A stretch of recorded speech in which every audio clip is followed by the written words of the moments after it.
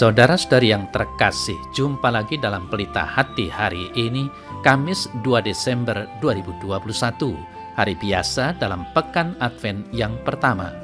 Bersama saya Romo Thomas Suratno, SC dari Paroki Cilandak, Jakarta Selatan, mendengar dan merenungkan Sabda Tuhan, yakni firman Tuhan yang tersurat dalam Injil Matius, bab atau pasal 7 ayat 21 dan ayat 24 sampai dengan ayat 27.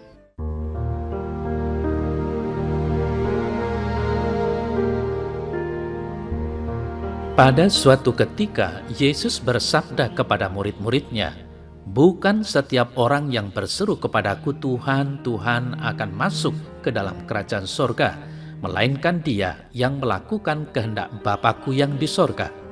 Setiap orang yang mendengar perkataanku ini dan melakukannya, ia sama dengan orang yang bijaksana, yang mendirikan rumahnya di atas batu. Kemudian turunlah hujan dan datanglah banjir, lalu angin melanda rumah itu, tetapi rumah itu tidak roboh, sebab didirikan di atas batu. Tetapi setiap orang yang mendengar perkataanku ini dan tidak melakukannya, ia sama dengan orang yang bodoh, yang mendirikan rumahnya di atas pasir.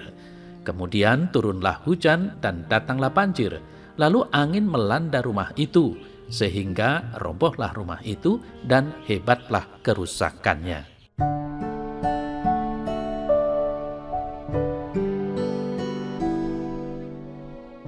Saudara-saudari yang terkasih, ada sementara orang jika berdoa begitu panjang dan bertele-tele, serta didoakan dengan suara lantang. Kiranya boleh dipertanyakan, apakah orang yang bersangkutan sungguh berdoa atau menghafalkan kata-kata yang indah?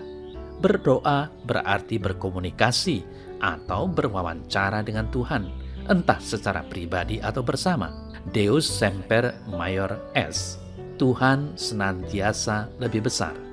Maka siapapun yang sungguh bertemu atau bertatap muka, tanpa berkata-kata apapun dan hanya hadir di hadiratnya, pasti akan dipengaruhi atau dikuasai karena Tuhan Maha Segalanya. Dipengaruhi atau dikuasai oleh Tuhan, mau tidak mau harus mentaatinya, serta melaksanakan apa yang menjadi perintah atau kehendaknya.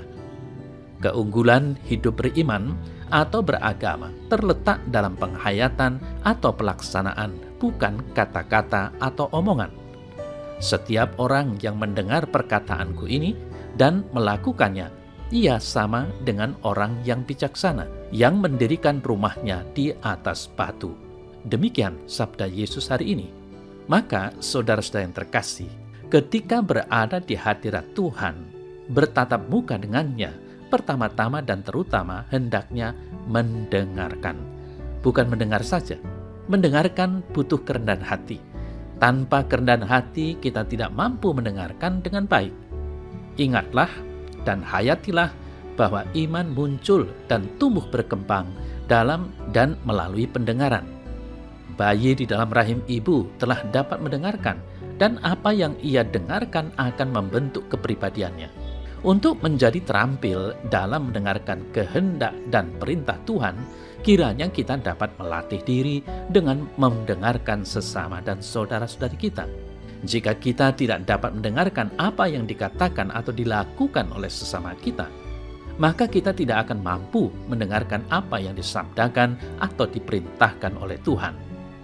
Marilah kita merenungkan dan hayati sabda ini. Yang berbahagia ialah mereka yang mendengarkan firman Allah dan yang memeliharanya. Lukas 11 ayat 28.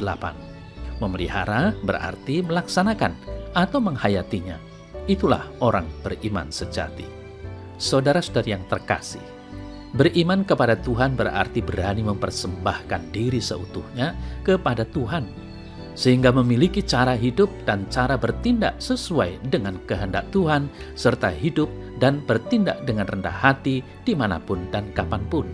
Dengan semangat iman, ia hidup bersama, hidup bermasyarakat, berbangsa, dan bernegara. Tuhan senantiasa hidup dan berkarya di mana-mana atau dalam seluruh ciptaan-ciptaannya tiada henti terus-menerus. Maka, sebagai tanda bahwa kita sungguh beriman, kiranya dapat mendengarkan dan menikmati karya Tuhan dalam ciptaan-ciptaannya, terutama dalam diri manusia yang diciptakan sesuai dengan gambar atau citranya.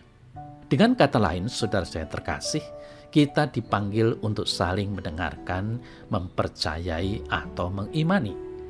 Jauhkan aneka kecurigaan atau keraguan terhadap sesama dan saudara-saudari kita.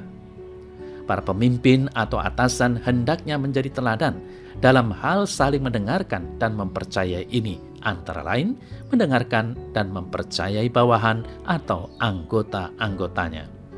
Berilah kebebasan kepada bawahan atau anggota untuk mengerjakan apa yang telah ditugaskan kepadanya dengan kreatif dan dinamis, dan pada waktunya kita mohon laporan atau evaluasi.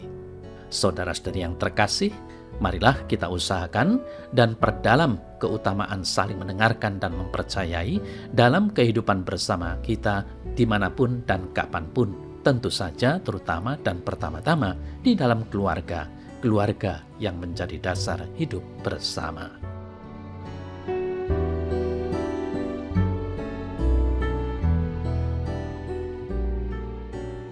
Dalam nama Bapa dan Putra dan Roh Kudus. Amin.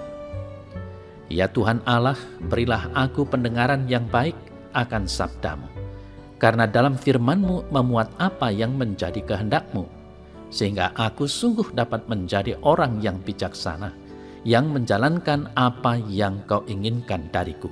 Amin. Dalam nama Bapa dan Putra dan Roh Kudus. Amin.